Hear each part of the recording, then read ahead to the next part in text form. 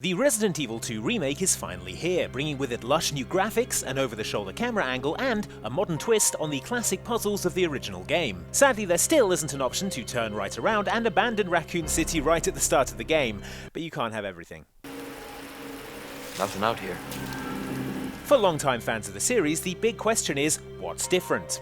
The answer is quite a bit, it turns out, and aside from the story, which we won't be spoiling here, there are some big changes to the way the game plays that are going to make things both easier and harder for you. Let's take a look, shall we, at how the difficulty is different in the Resident Evil 2 remake.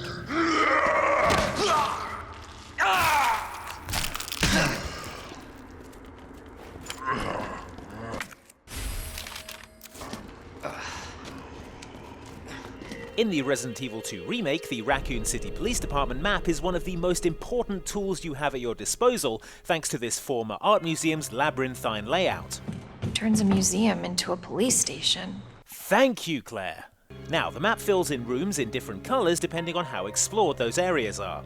Black means you haven't visited the area yet. Red means you've been there but haven't found everything there is to find, and blue means that you've done everything there is to do there. Not only that, but if you spot an item that you don't have room for, the game marks that on the map as well, so you know where to go if you start running low on ammo or herbs. This new map system really helps when you get stuck, as you can usually start turning those rooms blue until you come across an item you need to progress. It's probably a crank. It's always a bloody crank.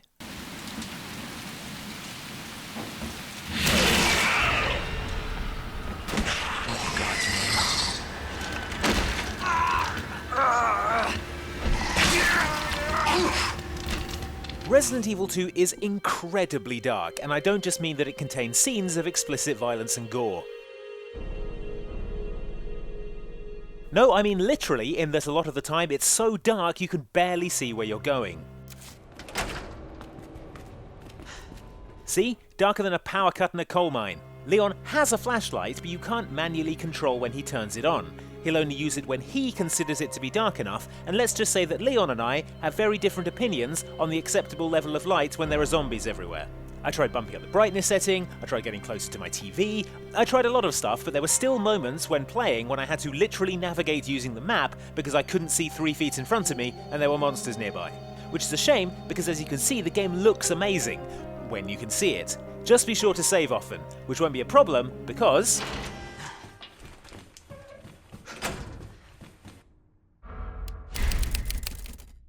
In great news for my nerves, the normal difficulty setting in Resident Evil 2 lets you save your game as many times as you want. Yes, you'll still need to find a typewriter to do so, but you don't need ink ribbons now if you want to be able to pick up where you left off after being decapitated by a licker.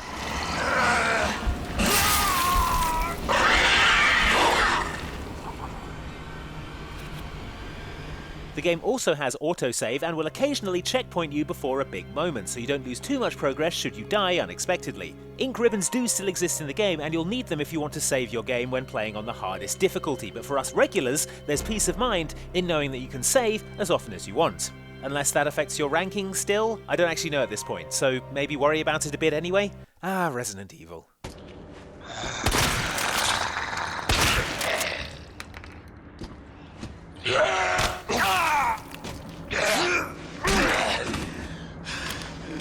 The zombies in the original Resident Evil 2 weren't much of a threat. In fact, they were kind of endearing, shuffling around slowly, moaning non-threateningly as you easily juked around them like an NFL running back. In the Resident Evil 2 remake, not so much. These zombies are terrifying, shrieking at you incoherently, closing in deceptively quickly, and, thanks to some unsettling lifelike animation, waving their heads around all over the place, making it trickier to land a headshot. Son of a bitch. And you'll want to land a headshot, because otherwise, these things just keep coming. 3 solid headshots is usually enough to put a zombie down for a decent length of time, but even that isn't a guarantee that they won't be getting up again. Unless you get one of these, that is.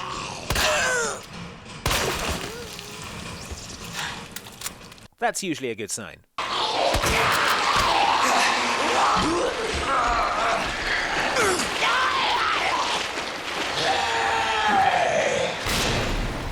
Don't worry though, because it's not necessarily a disaster every time a zombie grabs you. In an idea lifted from the original Resident Evil remake, Resident Evil 2 now includes secondary weapons that can be used as defense items. These include combat knives, flash grenades, and regular grenades, and when an enemy grabs you, your character will jam that item in that enemy with unpleasant and/or spectacular results.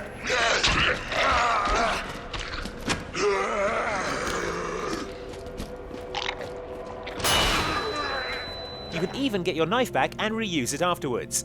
Maybe wipe it off first.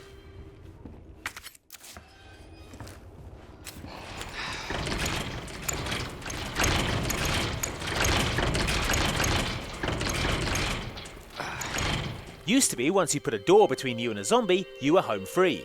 Except for that one time.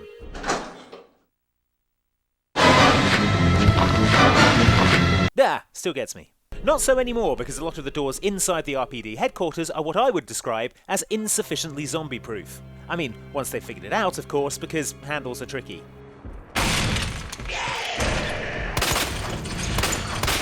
There we go. You've also got to watch out for the windows as well, because if you don't find some boards and nail those things up sharpish, they're going to smash their way in, and then you've got a whole load more zombies to deal with. And in a sight sure to make old-school Resi 2 fans gasp in horror, zombies can even get into the main hall. The main hall!